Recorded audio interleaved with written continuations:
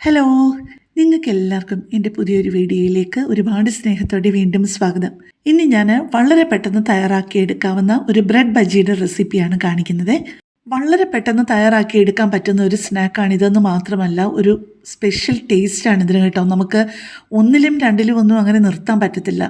കഴിച്ചു തുടങ്ങിയാൽ അങ്ങ് കഴിച്ചുകൊണ്ടിരിക്കും. അതാണ് ഒരേ ഒരു പ്രശ്നം. അതിന് വേണ്ടിയിട്ട് ആ ബൗളിലോട്ട് ഞാൻ ആദ്യം എടുത്തത് 1 കപ്പ് കടലമാവും, ഒരു വലിയ സവാളയുള്ളി വളരെ ചെറുതായിട്ട് കൊത്തിയരിഞ്ഞതും, 2 പച്ചമുളക് ചെറുതായിട്ട് അരിഞ്ഞതും, ചെറിയ ഒരു പിടി മല്ലിയില വളരെ പൊടിയായിട്ട് അരിഞ്ഞതും, 2 തണ്ട് കറിവേപ്പില പൊടിയായിട്ട് അരിഞ്ഞതും, 1 ടീസ്പൂൺ ഉപ്പും, 2 നുള്ള് കായപ്പൊടിയും, 1 ടീസ്പൂൺ കാശ്മീരി ചില്ലി പൗഡറും, ബജിക്ക് കുറച്ചുകൂടി നല്ലൊരു നിറം കിട്ടാൻ വേണ്ടിയിട്ട് 1/4 ടീസ്പൂൺ മഞ്ഞൾപ്പൊടിയുമാണ് ചേർത്തിരിക്കുന്നത്.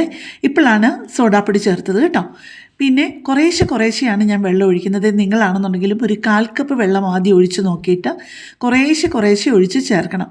അല്ല, ഇതൊരുപാടങ്ങ് ലൂസായി പോയി കഴിഞ്ഞ് കഴിഞ്ഞാൽ നമ്മളുടെ ബ്രെഡിൽ അത് കോട്ട് ചെയ്തിരിക്കത്തില്ല. ഇച്ചിരി ഒന്ന് കോട്ട് ചെയ്തിരുന്ന് കഴിഞ്ഞ് കഴിഞ്ഞാൽ കഴിക്കുമ്പോൾ നല്ലൊരു ടേസ്റ്റ് ഉണ്ടാവുള്ളൂ. അത് തന്നെയല്ല, അതിൽ ചേർത്തിട്ടുണ്ടല്ലോ നമ്മൾ മല്ലിയില, പച്ചമുളക് അങ്ങനെയുള്ളതൊക്കെ ആ ബ്രെഡിലൊന്ന് പിടിച്ചിരിക്കത്തുള്ളൂ.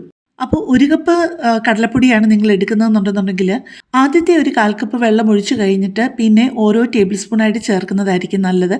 നമുക്ക് ഇതൊക്കെ തയ്യാറാക്കി പരിചയമുള്ളവർക്ക് ഒരു കുഴപ്പമില്ല. പക്ഷേ തുടക്കക്കാർ ട്രൈ ചെയ്യുന്നുണ്ടെങ്കിൽ അവർക്ക് തെറ്റാതിരിക്കാൻ വേണ്ടിയിട്ടാണ് ഞാനിതെടുത്ത് പറയുന്നത് കേട്ടോ. ഇപ്പം കറക്റ്റായിട്ടുള്ള ആ ഒരു കൺസിസ്റ്റൻസിയിൽ ഞാൻ മിക്സ് ചെയ്ത് വെച്ചിട്ടുണ്ട്. കറക്റ്റ് വെള്ളത്തിൻ്റെ അളവ് പറയാത്തത് ഓരോരുത്തരും എടുക്കുന്ന കടലപ്പൊടിയുടെയും അതിനകത്ത് ചേർക്കുന്ന സാധനങ്ങളുടെയും അനുസരിച്ച് വ്യത്യാസം വരും. നമ്മൾ ബ്രെഡ് ബജി ഉണ്ടാക്കുമ്പോൾ എപ്പോഴും സേഫായിട്ടുള്ളത് 1-2 ദിവസം ഇച്ചിരി ഒന്ന് ഹാർഡായ ബ്രെഡ് എടുക്കുന്നതായിരിക്കും നല്ലത്.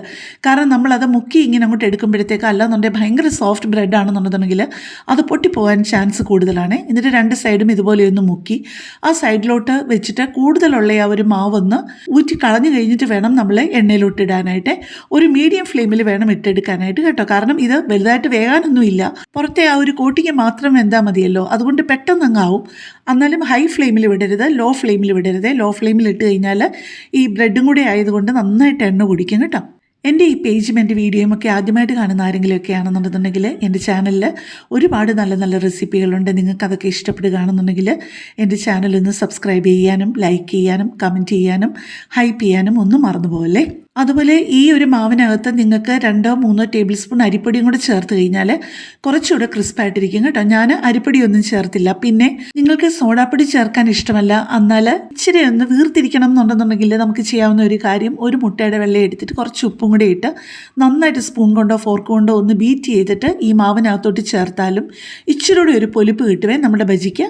അതുപോലെ ചെറിയ മധുരമുള്ള ബ്രെഡ് മേടിക്കുമ്പോഴാണ് നമുക്ക് ബ്രെഡ് ബജി ഉണ്ടാക്കുമ്പോൾ കുറേ കൂടെ ടേസ്റ്റ് എന്ന് എനിക്ക് തോന്നിച്ചിട്ടുണ്ട്. ശരിക്കും കടയിൽ നിന്നൊക്കെ മേടിക്കുന്ന മുളക് ബജിയും ഒക്കെ നിങ്ങൾ കണ്ടിട്ടില്ലേ, നല്ല വീർത്ത് ഉരുണ്ടിരിക്കും. ഏത്തയ്ക്കാപ്പം ഒക്കെ ആണെന്നുണ്ടെങ്കിലും അതുപോലെ വേണമെന്നുണ്ടെങ്കിൽ 1/4 ടീസ്പൂൺ ബേക്കിംഗ് സോഡ ഇടണം എന്നുള്ളതേ ഉള്ളൂ കേട്ടോ. പക്ഷേ അത്രയും സോഡാപ്പൊടി ഇട്ട് കഴിഞ്ഞാൽ നമ്മുടെ വയറിനും നല്ലതല്ല. അത് തന്നെയല്ല, എനിക്ക് കുറച്ചൊരു ഹോം മെയ്ഡായിട്ട് ഫീൽ ചെയ്യുന്നത് ഇതുപോലെ നാച്ചുറലായിട്ട് തന്നെ ഇരിക്കുന്നത്. പിന്നെ പേരിന് കുറച്ച് ബേക്കിംഗ് സോഡ ഇട്ടു എന്നുള്ളതേ ഉള്ളൂ. നല്ല ശേലായിരിക്കുന്നില്ലേ കാണാനായിട്ട്. കാണാൻ മാത്രമല്ല കേട്ടോ, ഞാൻ വെറുതെ പറയില്ല. ഒരു പ്രാവശ്യമെങ്കിലും നിങ്ങൾ ഈ റെസിപ്പിയിലൊന്ന് തയ്യാറാക്കി നോക്കണേ. വെറുതെ തന്നെ കഴിക്കാൻ നല്ലതാ. പിന്നെ സോസും കൂടെ ഉണ്ടെന്നുണ്ടെങ്കിൽ പിന്നെ പറയുകയും വേണ്ട. ഒരെണ്ണം ഒന്ന് മുറിച്ച് കാണിക്കാമേ. ഇത്രയും ബാറ്റർ കൊണ്ട് ഞാനൊരു 10-12 പീസ് ബ്രെഡ് ബജിയാക്കി എടുത്തു കേട്ടോ. അപ്പോൾ കൂടുതൽ നല്ലൊരു വീഡിയോ ആയിട്ട് നമുക്ക് പിന്നെ കാണാം. താങ്ക്